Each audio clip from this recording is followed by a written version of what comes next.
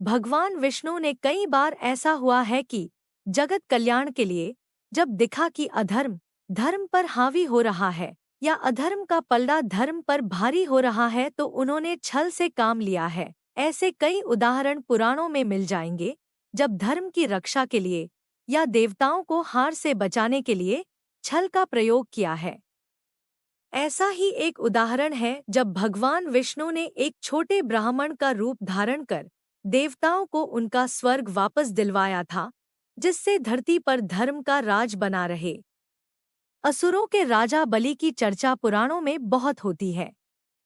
वह अपार शक्तियों का स्वामी और धर्मात्मा था।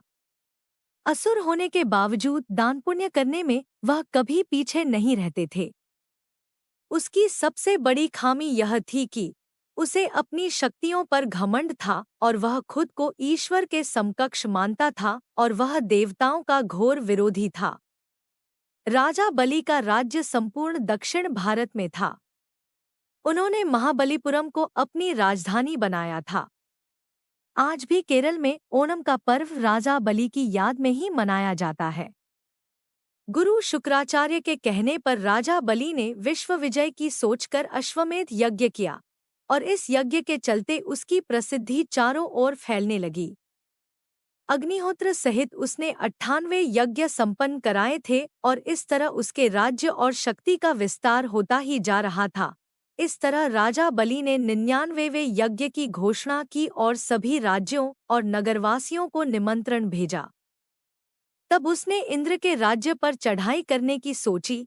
देवताओं की ओर गंधर्व और यक्ष होते थे तो दैत्यों की ओर दानव और राक्षस।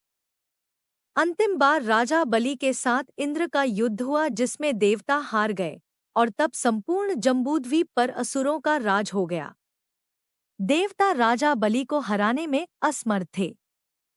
एक दिन सभी देवता विष्णु की शरण में गए और उनसे अपना स्वर्ग वापस दिलवाने के लिए गुहार लगाई। विष्णु जी ने कहा कि राजा बलि भी उनका भक्त है, फिर भी वे कोई युक्ति सोचेंगे। तब विष्णु जी ने ऋषि कश्यप और अदिति के यहाँ ब्राह्मण कुल में जन्म लिया और उनका नाम वामन रखा गया। बालक वामन कद में नाटे थे। एक दिन राजा बलि यज्ञ कर रहा था। यज्ञ के बाद उसने ब्राह्मणों को दान देना शुरू किया। तब वे बालक वामन ब्राह्मणवेश में वहां दान लेने पहुंच गए। उन्हें देखते ही शुक्राचार्य उन्हें पहचान गए। शुक्र ने उन्हें देखते ही बलि से कहा कि ये विष्णु हैं, मुझसे पूछे बिना कोई भी वस्तु उन्हें दान मत करना। लेकिन बलि ने शुक्राचार्य की बात नहीं सुनी और कहा, मेरे पास किसी भी वस्तु की कोई कमी नहीं है, मैं एक नाटे बच्चे को खाली हाथ नहीं भेज सकता। और फिर वामन के दान मांगने पर उनको 3 पग भूमि दान में दे दी। तब वामन ने कहा, हे राजन, मैं ऐसे नहीं मानूंगा।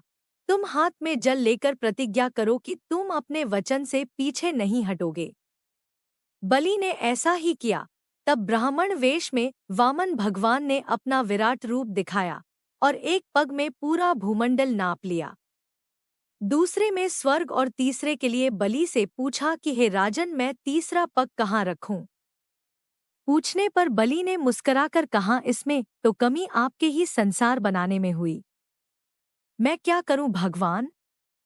लेकिन मैं वचनबद्ध हूं, अब तो मेरा सिर ही बचा है।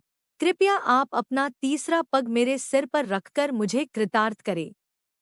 उनके इस उत्तर से भगवान वामन बहुत खुश हुए और उसके सिर पर तीसरा पैर रख दिया। राजा बलि की भक्ति से प्रसन्न होकर विष्णु ने उसे पाताल में रसातल का कलयुग के अंत तक राजा बने रहने का वरदान दे दिया। तब बलि ने विष्णु से एक और वरदान मांगा। राजा बलि ने कहा कि भगवान, यदि आप मुझे पाताल लोक का राजा बना ही रहे हैं तो मुझे वरदान दीजिए कि मेरा साम्राज्य शत्रुओं के प्रपंचों से बचा रहे और आप मेरे साथ रहें। अपने भक्त के अनुरोध पर भगवान विष्णु ने राजा बलि के निवास में रहने का संकल्प लिया। पातालपुरी में राजा बलि के राज्य में आठों प्रहर भगवान विष्णु सशरीर उपस्थित रह उनकी रक्षा करने लगे और इस तरह बलि निश्चिंत होकर सोता था और संपूर्ण पातालपुरी में शुक्राचार्य के साथ रहकर एक नए धर्म राज्य की व्यवस्था संचालित करता है।